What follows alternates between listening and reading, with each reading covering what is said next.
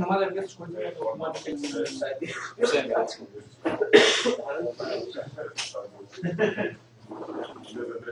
Έχει.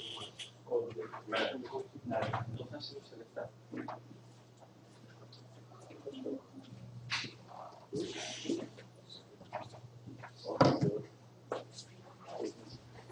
Έχει δουλέψει κάποιος με frameworks? Εκτός από κάποιους που ξέρω λοιπόν. Ποια? Λάρα, να έχει αρκετά μεγάλη ανάπτυξη.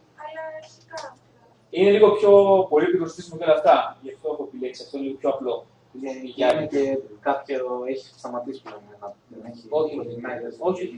Συνεχίζει κανονικά. Βγάλα και έκδοση τώρα τον Ιούνιο. Είχαν σταματήσει. Αναζητούσαν developers στα αγγλικά, το πήρε μια εταιρεία και συνεχίζει κανονικά. Είναι αρκετά απλό, γρήγορο και εύκολο, γι' αυτό έχω επιλέξει αυτό. Και κυρίως για εκπαιδευτικούς σκοπούς είναι αρκετά καλό. Και παρέχει πολύ βασικά πράγματα. Προφανώς δεν είναι το μόνο, υπάρχουν ένα σωρό άλλα. Το Laravel είναι το πιο δεδομένα, έχει ταχύ ανάπτυξη. Αλλά παρόμοια λογική έχουν όλα, το καθένα έχει τις διαφορετικές του.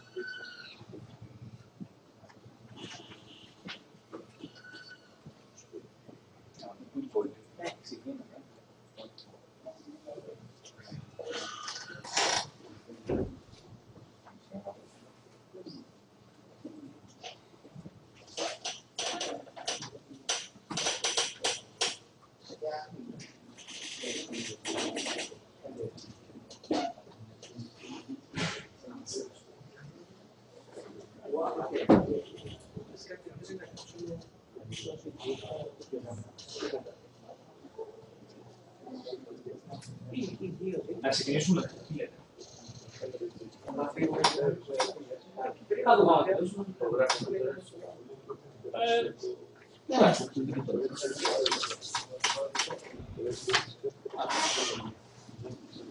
Λοιπόν, θα μου πείτε γιατί καθόμαστε και βεβαιωνόμαστε και μαθαίνουμε τώρα τέτοια. Καταρχάς δεν είναι υποχρεωτικό, αλλά συστήνεται γιατί θα γλιτώσουμε από αρκετά πράγματα στο server side, από το να κάνουμε ελέγχους για ασφάλεια, να κάνουμε ελέγχους αν στα input κάποιος βάζει κάτι περίεργο που μπορεί να περάσει ένα SQL που είναι στη βάση και να μας τα επιστρέψει. Υπάρχουν αρκετά πράγματα έτοιμα. Ωραία. Για αυτόν τον λόγο προτιμούμε να χρησιμοποιούμε framework, γιατί σου παρέχουν ένα δομημένο τρόπο να αναπτύσσεις web εφαρμογές. Δεν πάει το ένα σχήμα και γράφει ό,τι να είναι. Αυτό γίνεται γιατί βασίζονται στο MVC, το 200 Model View Controller, το πρότυπο. Πλέον είναι χρησιμοποιημένο από τις εφαρμογές για κινητά, από οτιδήποτε. Όλα τα frameworks που χρησιμοποιούν. Και είναι μια πολύ σωστή λογική όταν πάμε να αναπτύξουμε εφαρμογές. Διαχωρίζουμε την εμφάνιση, τα δεδομένα και την λογική της εφαρμογής. Λοιπόν, τι γίνεται από τα frameworks? Αυτά είναι κάποια από τα πιο δεδομένα, προφανώς υπάρχουν και άλλα. Το code είναι τα μπλε. Εντάξει, τώρα έχει αρχίσει λίγο και ψηλοπέφτει, αλλά είναι αρκετά ψηλά σχέση με τα υπόλοιπα. Το Laravel βλέπετε τι ανάπτυξη έχει. Είναι αρκετά διαδεδομένο το τελευταίο καιρό. Απλά είναι λίγο πιο πολύπλοκο και προτιμήσαμε να σταθούμε σε αυτό, το οποίο μας παρέχει τουλάχιστον αυτά που θέλουμε σε ικανοποιητικό βαθμό. Από εδώ και πέρα βλέπετε και τα υπόλοιπα. Αυτό είναι το Groove Trend. Είναι πολύ σημαντικό το να υπάρχουν αρκετοί χρήστες. Ναι, γιατί το documentation είναι πολύ σημαντικό, το να βρεις βοήθεια σε οτιδήποτε πρόβλημα. Και το Code Igniter έχει πάρα πολύ μεγάλη κοινότητα που ασχολείται και έχει αρκετό documentation. Για να είναι ένα framework πετυχημένο πρέπει να έχει κόσμο. Αυτό. Γιατί ό,τι προβλήματα συναντήσεις θα έχουν συναντήσει άλλοι στο παρελθόν και έχουν λυθεί ήδη. Αυτό είναι πολύ σημαντικό. Ναι. Λοιπόν, εδώ θα δούμε πάνω κάτω τι θα δείξουμε αυτή την παρουσίαση. Λοιπόν, τι είναι ένα open source web application framework το οποίο βασίζεται στην PHP.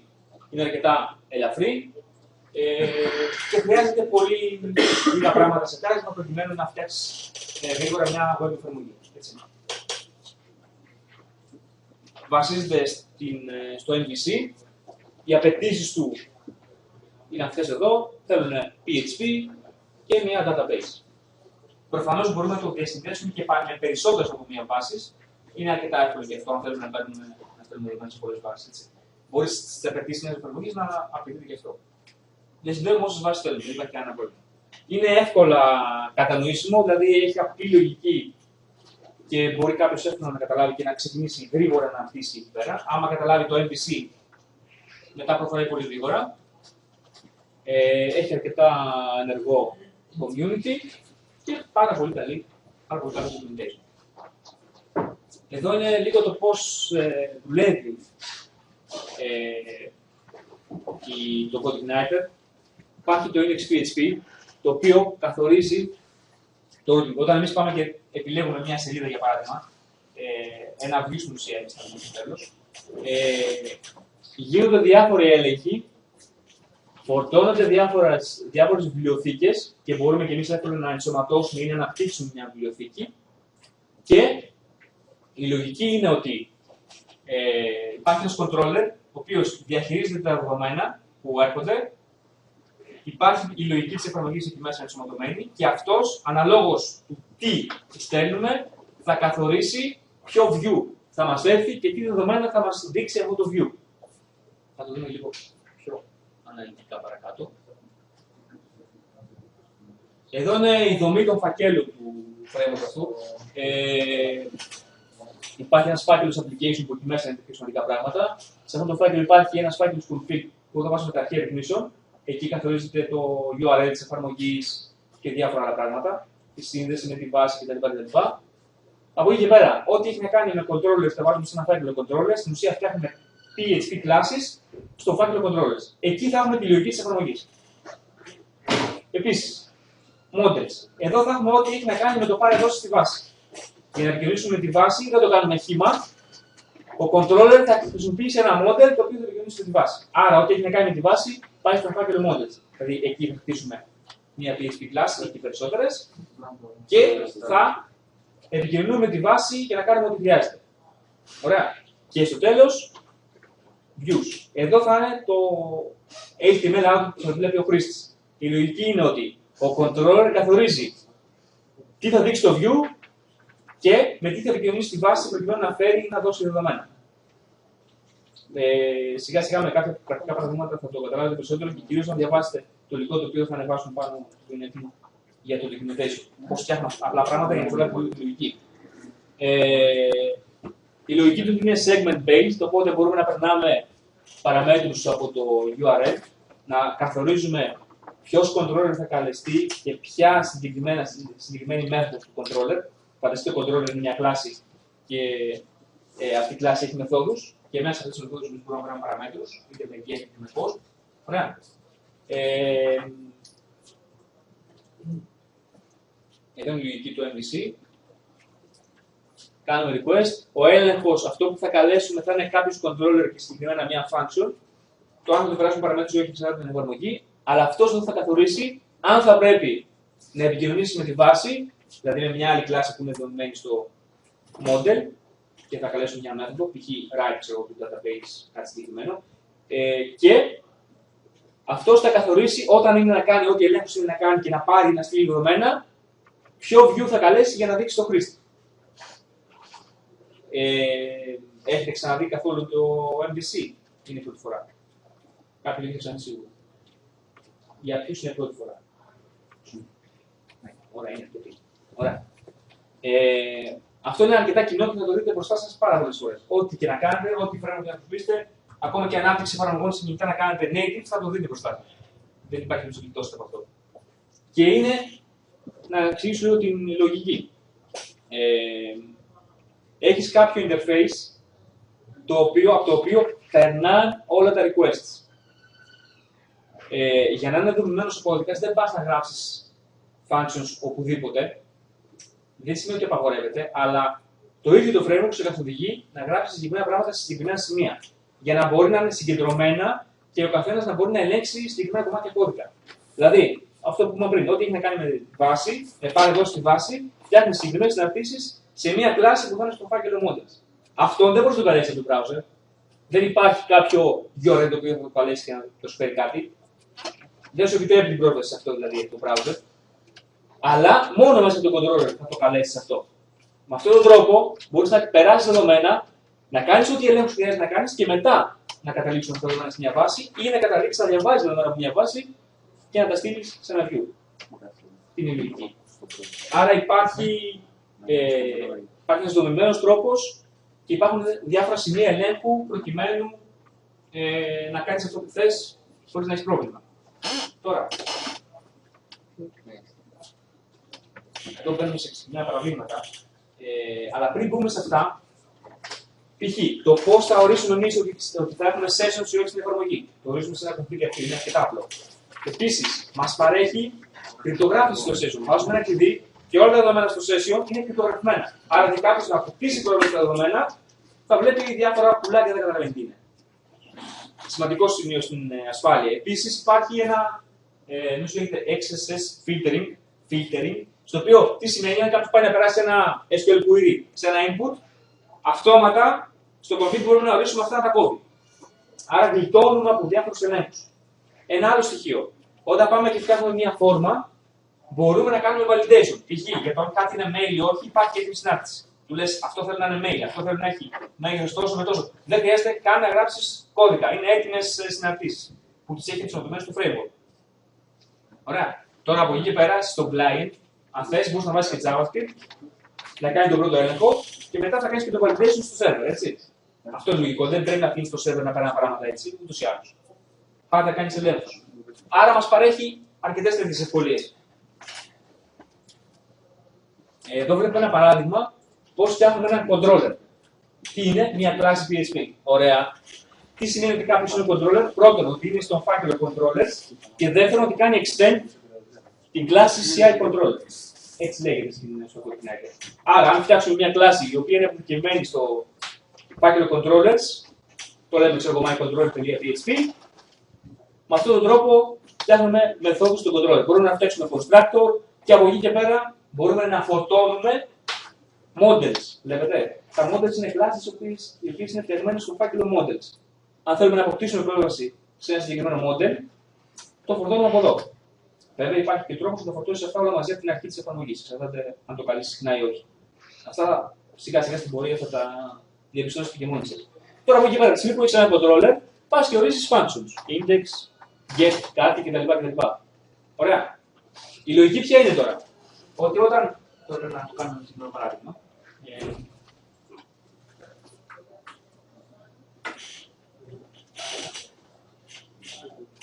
Καινούριο τέτοιο. Νομίζω το σκουπιδάκι, το βιβλιοτενική. Λοιπόν, ας πούμε ότι έχουμε ένα server εμείς, ο οποίος είναι, ξέρω εγώ, να βάλουμε εδώ το site. Kua.gr. Και μέσα εκεί έχουμε ανεβάσει την εφαρμογή μας με το code μοιάζει μαζί σε ένα φάκελο ο οποίος είναι για παράδειγμα My App. Τώρα τα γράμματα μου είναι λίγο άθλια. Αλλά πιο πολύ μας ενδιαφέρει να τα κατανοήσουμε παρά να τα γράψουμε. Λοιπόν, ωραία. Αυτό είναι το site μας και έχουμε φτιάξει μια εφαρμογή που είναι έτσι. Τώρα από εκεί πέρα το πώς αυτό θα φαίνεται έξω έχει να κάνει με τη ρύθμιση του Apache. Θα δεν καταλαβαίνετε εννοώ έτσι. Αν έχουμε ένα Unix σύστημα εκ των προτέρων,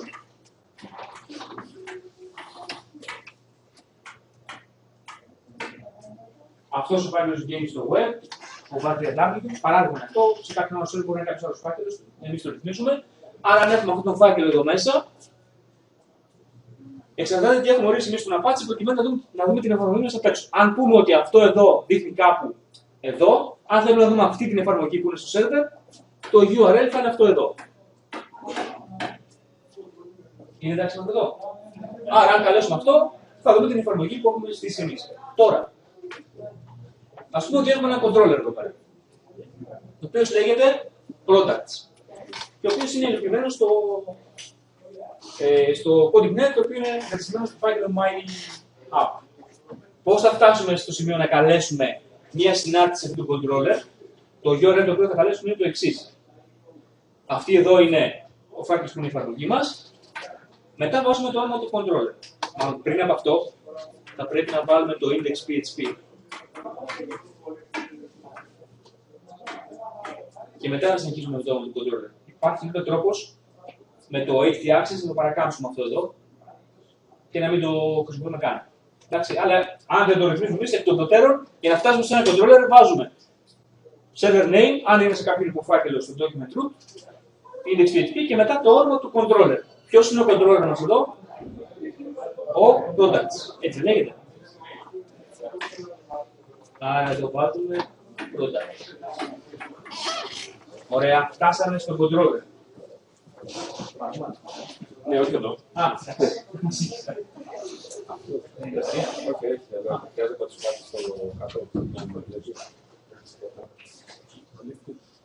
Να το βλέπει. Α, όχι, το βλέπετε. Είναι σταλμένο, με τις συχνότητες. Έχει ένα μικροφωνάκι που θα δεις από τη φέρνει. Ναι. Καταλαβαίνετε, κάνεις. Να πούμε. Σε ποια αίθουσα? Α, λοιπόν, φτάσαμε στο controller. Μέχρι εδώ που καταλάβει τη λογική. Τα εξηγώ τις σημειώσεις αυτά, απλά είναι καλύτερο να το βλέπουμε όλοι μαζί και ό,τι απορίες θα τις συζητάμε. Λοιπόν, τώρα από εκεί πέρα πάμε να ορίσουμε ποια συνάρτηση θέλουμε να καλέσουμε. Έχει την index και την get by ID που έχει εδώ πέρα. Ωραία. Αν δεν ορίσουμε εμείς συνάρτηση εκ των προτέρων, αυτό θα μας καλέσει την index. Είναι σαν το index HTML που φαντάζομαι το έχετε δει. Είναι το ίδιο πράγμα. Άρα είναι η προκαθορισμένη συνάρτηση που θα καλεστεί, αν λοιπόν δεν ορίσουμε εμείς συνάρτηση. Αν θέλουμε να καλέσουμε τη συνάρτηση αυτή εδώ, θα πρέπει να βάλουμε get by ID. Άρα, για να φτάσουμε να καλέσουμε μια function ενός controller, το κάνουμε έτσι. Αυτό μέχρι εδώ είναι το code igniter και από εκεί πέρα ο controller ή η συνάρτηση. Αργότερα θα δούμε ότι μετά από αυτό μπορούμε να περάσουμε και παραμέτρους. Έχει λογική να φτιάξουμε στο φάκελο controller, στο φάκελο model περισσότερο από μία. Είναι θέμα, υπάρχει θέμα απόφασης του σχεδιαστή της εφαρμογής. Συνήθως. Για να καταλαβαίνεις, ας πούμε. Έτσι, όχι πάνω σε αυτό που φτιάχνεις, αλλάξει κάτι. Όχι, είναι θέμα μετά δόμησης του κώδικα σου. Μπορείς να φτιάξεις απλά ένα controller και ένα model και να τα ρίξεις όλα εκεί μέσα. Συνήθως όμως προτιμούμε να φτιάξουμε. Συνήθως το λέω, είναι μια πρακτική, δεν σημαίνει ότι είναι το μοναδικό. Φτιάχνουμε ένα model ανά οντότητα της βάσης, ανά πίνακα της βάσης ή ανά μια λογική ενέργεια που θέλουμε να κάνουμε. Συνήθως κυκλοφορείται η πρώτη τακτική. Φτιάχνουμε ένα model, μια κλάση PHP δηλαδή, ανά πίνακα στη βάση που θέλουμε να κάνουμε αλλαγές. Ξαναλέω, αυτά είναι κανόνες πρακτικοί που τους εφαρμόζουν πιο πολύ, δεν σημαίνει ότι είναι υποχρεωτικό. Αλλά το σωστό είναι κάπως να έχουμε μια λογική να διαχωρίσουμε τις ενέργειες. Υπάρχει δυνατότητα να τα γράψει όλα σε ένα controller. Εντάξει, αλλά δεν θα είναι αποδοτικό αυτό να δουλεύει πολλά άτομα να γράψει 1500 συναρτήσεις σε ένα controller και να είναι όλα έτσι. Δηλαδή, δεν θα φτιάξει ένα controller ο οποίο πηγαίνει να διαχειρίζεται το authentication, να έχει authentication. Καλό είναι να το έχει ξεχωριστό. Και ένα αντίστοιχο model το οποίο θα ασχολείται. Δηλαδή, κάνει εγγραφή στη βάση, δεν σαν το χρήστη έκανε login. Καλό είναι να τα διαχωρίσουμε αναλογικές ενέργειες. Συνήθως αυτό ακολουθείται. Ωραία. Άρα, όταν το εγκαταστήσουμε αυτό, είδαμε με ποιο τρόπο φτάνουμε σε μία function. Τώρα, να επανέλθουμε στο προηγούμενο. Τι κάνει τώρα το συγκεκριμένο εδώ πέρα? Η index, για παράδειγμα, φέρνει κάτι. Από πού το φέρνει? Εδώ πάει και φορτώνει ένα model. Οπότε καλεί το model αυτό και αυτό το model μέσα, βασικά αυτή η κλάση PHP έχει μια μέθοδο που λέγεται getAll, η οποία τι κάνει, μας φέρνει σε ένα πίνακα όλες τις εγγραφές της βάσης που είναι τα προϊόντα. Και αυτό τα αποθηκεύει σε ένα πίνακα εδώ πέρα, data, με κλειδί το product. Τώρα από εκεί πέρα μιλάμε για μεταβλητές της PHP και πίνακες εδώ, έτσι, είναι καθαρά PHP. Και τι κάνει τώρα ο τύπος αυτός? Βλέπετε, load view. Φορτώνει ένα view το οποίο θα δείξει αυτά τα δεδομένα. Δηλαδή, καλεί κάτι από το model, το φέρνει σε ένα πίνακα και το πίνακα αυτό το περνάει σαν δεύτερη παράμετρο σε ένα view που καλεί. Εδώ στο view αυτό, το product, θα πάμε μέσα να φτιάξουμε μια HTML σελίδα και θα κάνουμε ένα for each για να δείξουμε ένα τα προϊόντα. Αυτή είναι η λογική. Από να τα έχουμε όλα σε ένα αρχείο, να κάνουμε τη σύσταση με τη βάση, να φέρνουμε τα προϊόντα, να κάνουμε τη διάφορα, είναι πιο modular αυτό. Οπότε παίρνουμε συγκεκριμένα κομματάκια και ξέρουμε σε ποιο σημείο έχουμε αυτό που θέλουμε να πάρουμε. είναι αρκετά σημαντικό. Αυτό είναι το πιο σημαντικό πράγμα. Δηλαδή, αυτό πρέπει να το κατανοήσουμε πλήρως για να πάμε παρακάτω. Αντίστοιχα, υπάρχει μια άλλη μέθοδος εδώ πέρα. Βλέπετε, αυτή παίρνει και παράμετρο. Μια μεταβλητή που λέγεται ID, έτσι την ονομάζεται δυτικά. Το οποίο τι σημαίνει αυτό, ότι αυτή εδώ φέρνει όλα τα προϊόντα, αυτή εδώ μας φέρνει κάποιο συγκεκριμένο. Τι είναι το παραπάνω που κάνει, ότι περνάμε μια μεταβλητή, ένα ID 5, ξέρω εγώ, το οποίο ψάχνει στη βάση, βλέπετε καλή, μια άλλη μέθοδο του model, το οποίο παίρνει παράμετρο, αυτό που περνάμε εδώ, και τώρα θα πάει να ψάξει να βρει ένα προϊόν με συγκεκριμένο ID να μας φέρει πίσω. Αλλά αυτό θα μας φέρει ένα αποτέλεσμα, ένα product. Αυτό θα μας φέρει όλα τα products. Είναι μια πολύ απλή εφαρμογή, αλλά νομίζω ότι είναι αρκετά πάνω σε αυτό που θέλουμε να δούμε το πώς δουλεύει. Και τι κάνει το δεύτερο function εδώ πέρα, μας καλεί ένα άλλο view, product detail. Το πρώτο μας φέρνει ένα view που δείχνει όλα τα products, φανταστείτε είναι ένα table που θα έχει ένα κάτω-κάτω. Και το δεύτερο καλεί ένα view το οποίο μας δείχνει λεπτομέρειες για κάθε product. Εμείς ξέρουμε τι έχει το κάθε product και φτιάχνουμε το αντίστοιχο view που να λέει name, cost, details, ξέρω εγώ, οτιδήποτε θέλουμε. Οπότε βλέπετε έχουμε ξεχωριστά models για κάθε τύπου δεδομένων που θέλουμε να πάρουμε τη βάση και ξεχωριστά views για να δείξουμε το καθένα από αυτά. Και σιγά σιγά θα χτίσουμε την εφαρμογή μας έτσι. Ωραία. Μπορούμε να έχουμε και ένα header, ένα footer και οτιδήποτε άλλο θέλουμε. Ωραία. Αν θέλουμε να καλέσουμε πάνω από ένα view, δηλαδή να έχουμε ένα view που είναι το header, ένα που είναι το content και κάτω να έχει ένα footer, θα κάνουμε load view το header, μετά αυτό που θέλουμε και το footer. Οπότε στην ουσία θα μας φέρει τη σελίδα με τα διαφορετικά τμήματα τα οποία θέλουμε. Στα πλαίσια της εφαρμογής εδώ δεν θα χρειαστεί τόσο πολύ να φτιάξουμε εμείς views, όσο με το να παίξουμε με το REST API, πώς θα φτιάξουμε ένα REST server, που το δούμε λίγο πιο μετά. Απλά θεωρώ ότι είναι σίγουρα πρέπει οπωσδήποτε να καταλάβουμε τη λογική του πώς δουλεύει το framework και να μπορέσουμε και μετά να φτιάξουμε και τον REST server πάνω σε αυτό. Ωραία. Για να προχωρήσουμε.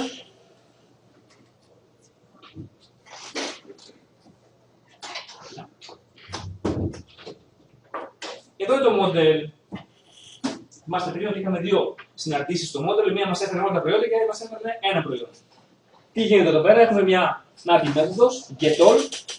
Το κάθε model τώρα για να οριστεί σαν model πρέπει να το γράψουμε στο αρχείο στο φάκελο models και να κάνει extend το CI model. Την κλάση CI model. Έτσι ορίζεται το model.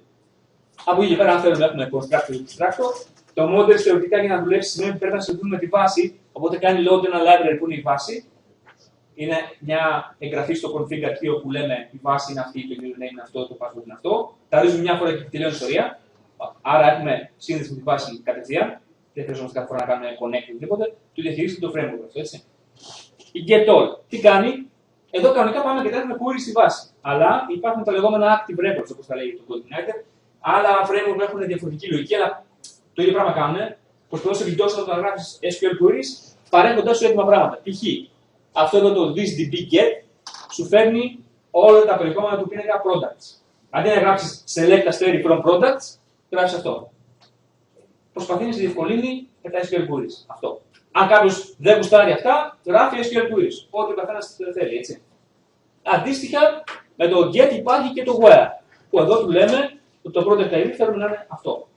Αυτό σου χτίζει από κάτω ένα query. Υπάρχει τρόπος να τυπώσουμε και τα query τα οποία παράγονται από αυτά εδώ. Αυτά είναι αρκετά απλό, δεν είναι κάτι φοβερό πιστεύω. Λοιπόν, άρα είδαμε και λίγο το πώς δουλεύουν τα models. Προφανώς θέλει μετά να το δουλέψετε μόνοι για να δείτε πώς λειτουργεί και όλα αυτά. Τώρα εδώ βλέπουμε μια σύντομη εικόνα, δεν γίνεται να τα κάνουμε όλα αναλυτικά. Και εδώ είναι το view, που εδώ τι έχουμε, αυτό που ξέρουμε όλοι. HTML και μέσα εδώ πάμε και βάζουμε PHP. Εδώ είναι το κλασικό το παραδείγμα του προηγούμενου που μας έφεραν τα προϊόντα από τη βάση και λέμε for each product as key value, μας φέρνει τις λεπτομέρειες του κάθε ένα product. Τώρα πρέπει να ξέρουμε προφανώς τι έχουμε στη βάση μας και να ξέρουμε τι keys θα βάλουμε εδώ πέρα. Έτσι. Δηλαδή για παράδειγμα το συγκεκριμένο έχει ένα ID, ένα χρώμα και μια τιμή. Άρα το ενδιαφέρον είναι ότι όταν δουλέψουμε έτσι με αυτόν τον τρόπο, μπορεί ένας άνθρωπος να ασχοληθεί με τα views, να φτιάξει το user interface και από εκεί και πέρα, όταν θέλουμε να δείξουμε συγκεκριμένα πράγματα από τη βάση, να συνοηθεί με αυτόν που έχει φτιάξει το model για να πει τι θα βάλει εδώ μέσα. Αλλά η εμφάνιση καθορίζεται στα views, από εκεί και πέρα μπορούμε να πάρουμε CSS αρχεία μέσα, Java, το τι θέλουμε έτσι. Δεν υπάρχει περιορισμός. Και κάποιος άλλος ο οποίος ήταν υπεύθυνος, ας πούμε, για τους controller που θα φτιάχνει την λογική της εφαρμογής. Άρα μπορούμε να ξεχωρίσουμε αρμοδιότητες και να δουλεύουμε παράλληλα πολλοί άνθρωποι. Απλά κάθε φορά ρωτάμε: ωραία, θέλω να φέρω αυτά. Πώς θα λες εσύ, έτσι, ωραία, θα το πάρω με αυτόν τον τρόπο. Τι τιμές έχει αυτές. Τις περνάω και τελείω. Μπορούμε λίγο να διαχωρίσουμε τη δουλειά του ενός του άλλου και βεβαίως απαιτεί τη συνεννόηση όταν πάμε να τα ενώσουμε όλα αυτά μαζί, να τα σωματώσουμε. Εδώ υπάρχει μια λίστα με κάποια libraries έτοιμα. Αν θέλουμε να κάνουμε calendar, να θέλουμε να φτιάξουμε, να στείλουμε email. Είναι εύκολο. Υπάρχει ένα library που λέγεται email και υπάρχει ένα που λέγεται send email που βάζουμε σε ποιον θέλουμε να στείλει και τι να στείλει και το στέλνει. Δεν καθόμαστε να φτιάξουμε μόνοι μας κώδικα PHP που να στέλνουμε mail. Form validation. Έτοιμα πράγματα για να ελέγξουμε σε πολύ απλό επίπεδο κάποιους κανόνες και ένας πολύ εύκολος τρόπος να το επεκτείνουμε αυτό. Να φτιάξουμε callback functions που να κάνουν τους δικούς μας ελέγχους. Τι άλλο. File handler. Θέλουμε να ανεβάζουμε αρχεία για παράδειγμα. Security. Υπάρχουν τα λεγόμενα αυτοί είναι helpers. Πριν βλέπουμε τα libraries. Helpers είναι κάτι σαν μικρά libraries, φανταστείτε. Από ό,τι βλέπετε υπάρχουν έτοιμα πράγματα, κάτσα, έτοιμο. Δεν χρειάζεται να το υλοποιήσουμε εμείς. Το καλούμε και παίζει. Και εμφανίζεται σε μια σελίδα χωρίς να ασχολούμαστε με το παραπίσω. Οπότε μας παρέχει αρκετές τέτοιες ευκολίες για να φτιάξουμε πολύ γρήγορα μια εφαρμογή. Γιατί αλλιώς θα πρέπει να σκεφτούμε την ασφάλεια, το πώς θα τη δομήσουμε, το τι κλάση θα φτιάξουμε και διάφορα άλλα. Τώρα σε καθοδηγεί να πας σε συγκεκριμένα σημεία και να υλοποιήσεις την λογική της εφαρμογής σου. Όλα τα πρέπει σε αυτό το πράγμα κάνει. Είναι όμως σίγουρο ότι είναι ασφαλή όλα αυτά τα έτοιμα. Open source είναι. Open source είναι. Υπάρχουν πολλές εφαρμογές που έχουν βασιστεί σε αυτά. Και ξαναλέω, είναι open source. Το κώδικα τον βλέπεις. Αν διαπιστώσεις σφάλμα, υπάρχει το community το οποίο είναι υπεύθυνο το να κάνει code review οτιδήποτε πρόβλημα υπάρχει. Νομίζω ότι είναι το βασικότερο πράγμα, το πλεονεκτήματα των εφαρμογών του κώδικα. Έτσι είναι και το BAS. Τι βρήκαν το BAS για τα χρόνια. Καλά, αυτό με το BAS ήταν τρελότερο. Μπορεί να το έχει κάνει όσο επίτηδες εγώ.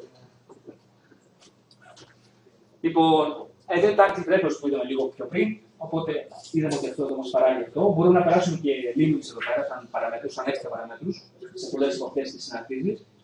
Και μπορούμε και εύκολα να κάνουμε και pagination. Να ορίσουμε και τις παραμέτρους και μας τα φέρνει 5 λεπτά αποτέλεσμα. Προφανώς μπορούμε πολύ εύκολα να ενσωματώσουμε Bootstrap ή οτιδήποτε άλλο CSS και JavaScript framework, αρκετά εύκολα έτσι. Αν θέλουμε να στείλουμε δεδομένα για παράδειγμα στη βάση, φτιάχνουμε έναν πίνακα, του περνάμε key values στις τιμές που θέλουμε και όλο αυτό το πίνακα το περνάμε σαν παράμετρο στη βάση. Πρέπει να ταιριάζουν αυτά με τα columns της βάσης, έτσι προφανώς, αλλιώς θα χτίσει.